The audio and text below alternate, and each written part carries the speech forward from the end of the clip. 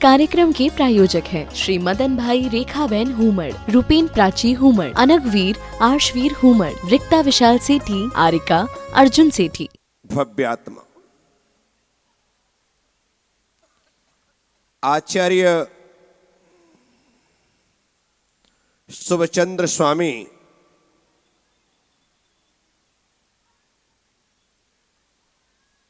मदालसा स्तोत्र लिखते हुए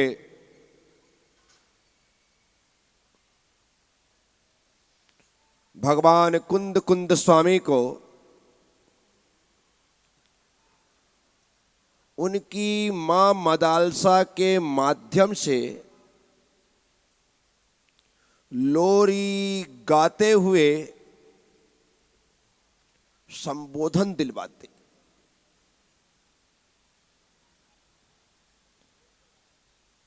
ताकि वह संबोधन हम जैसे भव्य जीवों के कल्याण में कारण बन सके।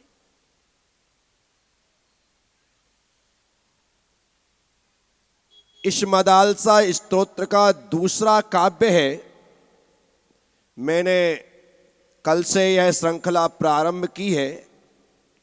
वजह बसंत पंचमी के दिन आचार्य भगवान कुंद कुंद स्वामी की जन्म जयंती थी, तो वह प्रसंग पर यह विषय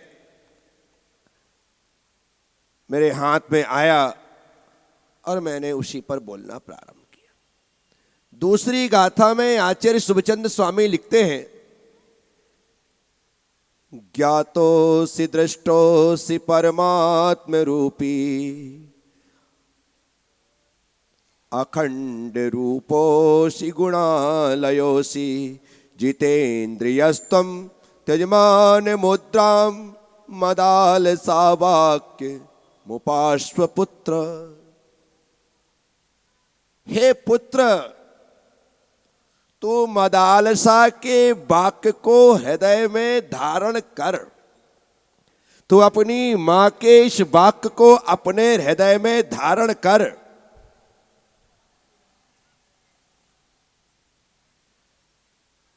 क्या है वाक्य, क्या कहना चाहते हैं?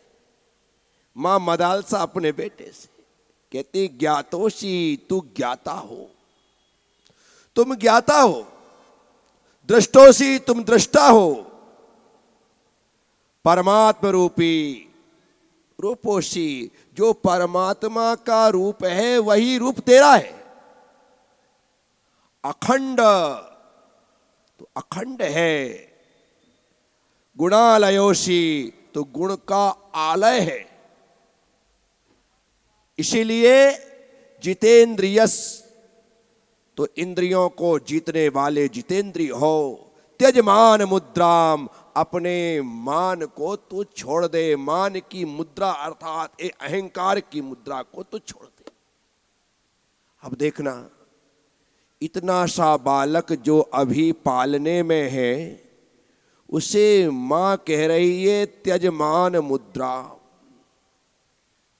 अब प्रश्न यह है, क्या छोटे से बच्चे को भी मान होता है?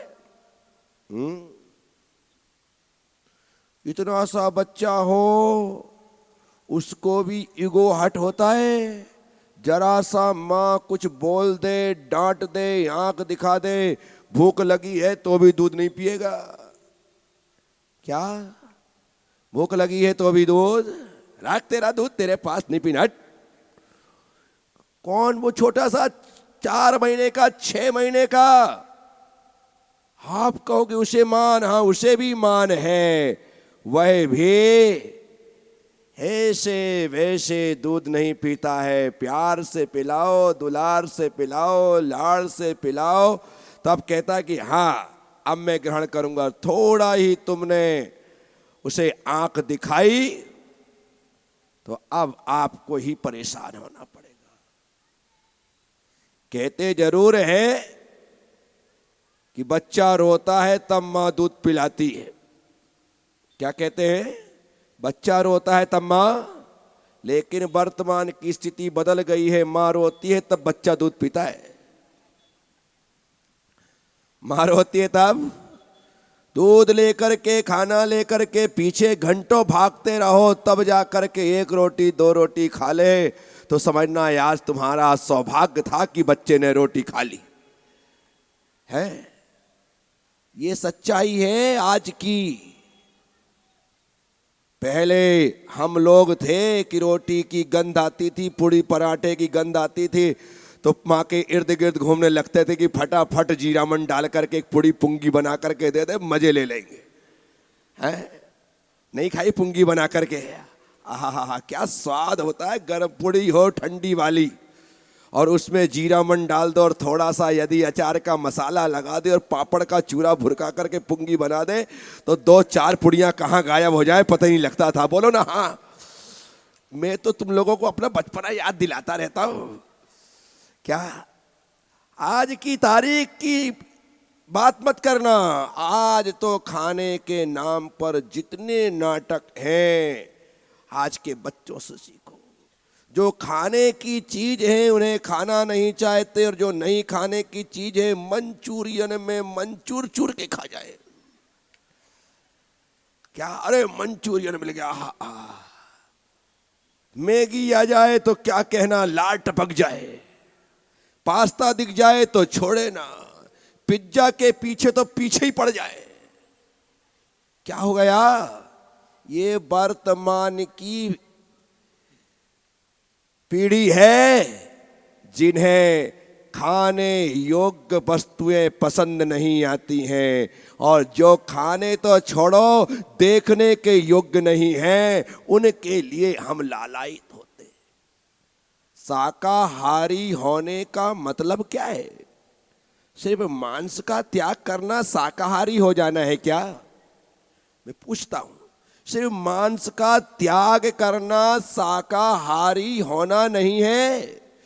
जो वस्तु जो पदार्थ मांस के जैसा दिखता है, जो पदार्थ मांस के जैसा दिखता है वह भी मांस है, वह भी मांस है, उसे खाने वाला आज चाइनीज जितने आइटम है आप एक को भी बताओ कि वो शाकाहार जैसे दिखाई देते हो।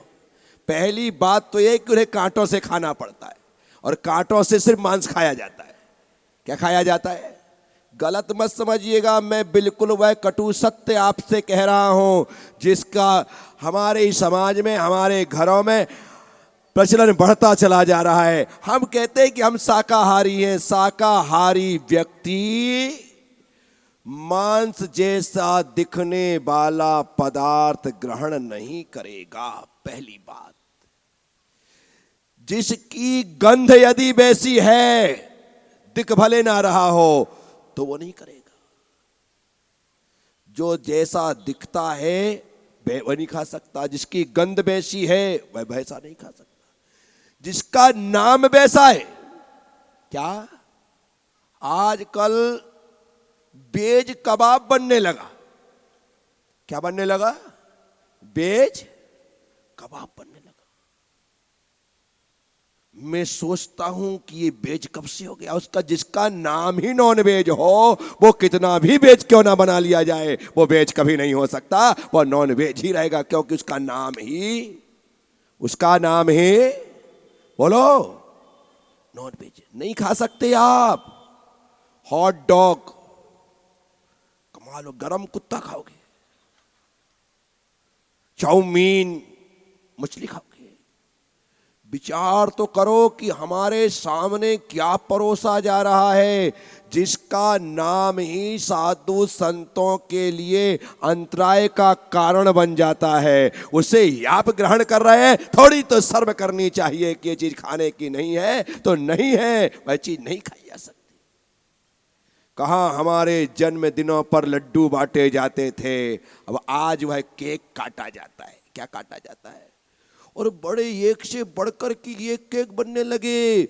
2-2, 5-500 के नहीं, 1000, 2-2, 5-5 हजार, 10-10 हजार के केक आने लगे। आप बोलो क्या डिमांड है आपकी? ऐसे केक आते हैं, एक के साथ साथ 2-2 केक लाए जा रहे हैं, एक सिर्फ मुंह में लगाने के लिए और एक खाने के लिए। गजब कर दिया, इतना पैसा तुम्हारे पास है? जिस चीज को नाम सुन करके ही त्यागना चाहिए, क्योंकि वह तो नाम से ही नॉनवेज है, नाम से ही नॉनवेज है। साथियों, शाकाहारी इतनी सरलता से नहीं बन सकते आप।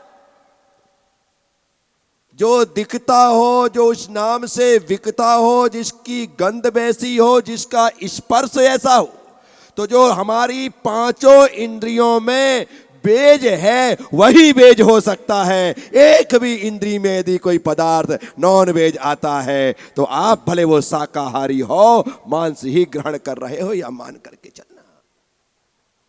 इसीलिए इस बात को गंभीरता से लेना। हमारे समय में एक डाक टिकट चलती थी 2 पैसे वाली, जिसमें मछली का चित्र बना था।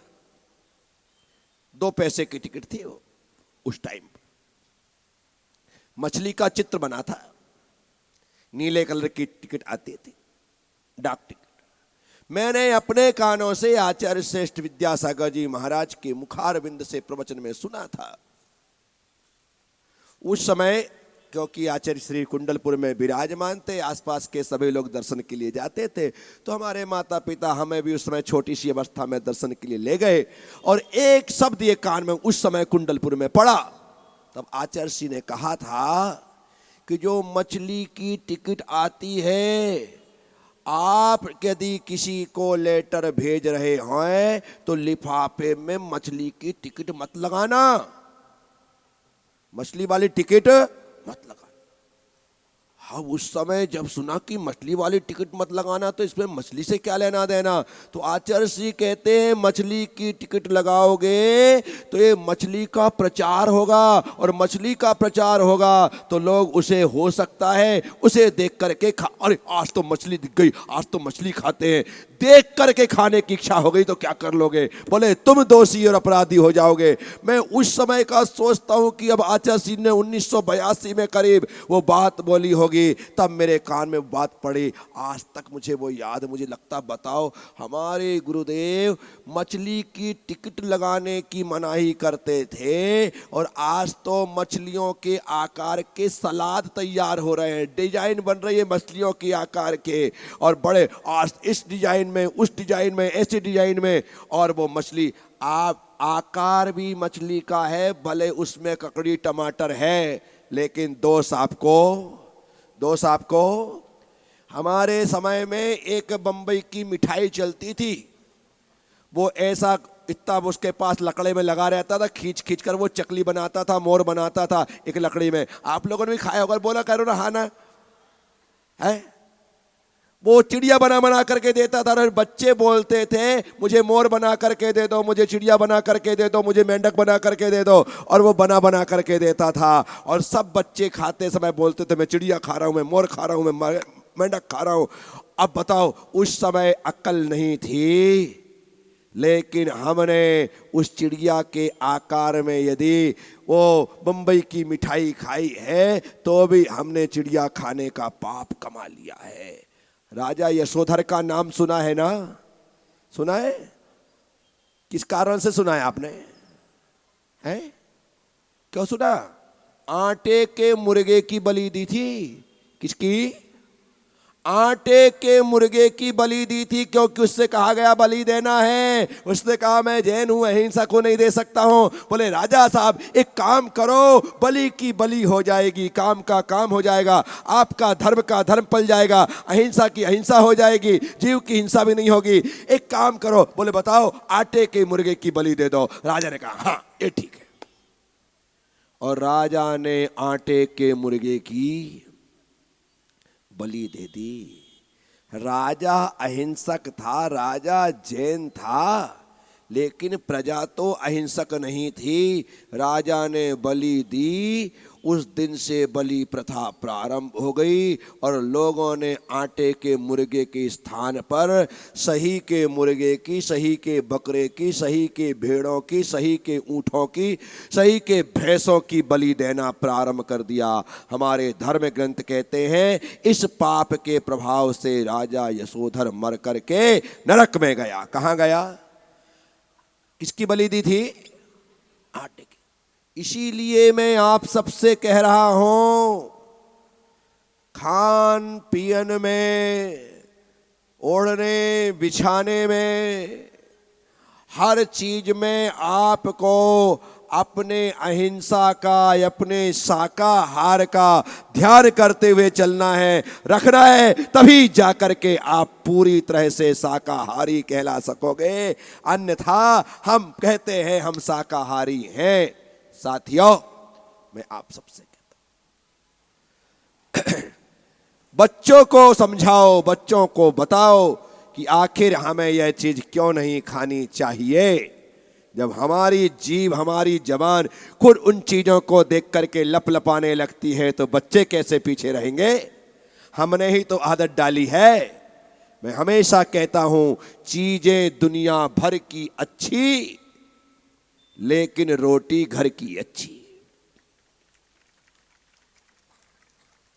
चीजें दुनिया भर की, चीजें दुनिया भर की अच्छी, लेकिन रोटी घर की अच्छी। और खून खराबा टलता हो तो दोपहर की चुप्पी अच्छी। खून खराबा टलता हो तो सबसे बढ़िया मौन, सबसे अच्छा मौन लेकर के रहो। कोई झंझट वाली बात, जितनी भी झंझट होती है इस 2 तोले की जबान से होती है। क्या? जो 2 तोले की जबान 2 मन के शरीर को विचलित कर देता है। इसलिए अपनी जबान को कंट्रोल में रखो। वही बोलो जो बोल सकते हो, वही बोलो जो बोलना चाहिए, क्योंकि ये जबान खुरपे की तरह होती है। इसका आकार आचार्यों ने वही बताया, खुरपे की तरह है। और खुरपा निश्चित तौर पर काटता ही काटता है, खोदता ही खोदता है, बर्बाद ही बर्बाद करता है। इसलिए